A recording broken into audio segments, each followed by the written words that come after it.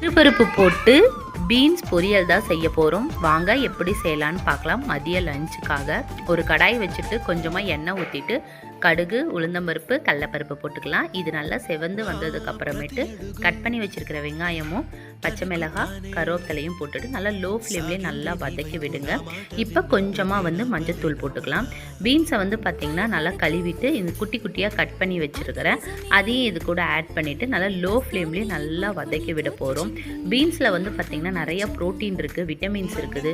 So weight loss ஆகணும்னு நினைக்கிறவங்க beans, carrot, முட்டைக்கோசு இதெல்லாம் அடிக்கடி நம்ம சாப்பிட்டோம்னாவே போதும். அதுக்கப்புறம் பார்த்திங்கன்னா கொஞ்சமாக உப்பு போட்டுட்டு காய் வேகிற அளவுக்கு தண்ணி ஊற்றி ஒரு 10 நிமிஷம் லோ ஃப்ளேமில் வேக வச்சுக்கணும். நான் பார்த்திங்கன்னா பாசிப்பருப்பை ஆல்ரெடியே கழுவிட்டு ஒரு 10 நிமிஷம் ஊற வச்சு தனியாக வேக வச்சு எடுத்து வச்சுருக்கிறேன்.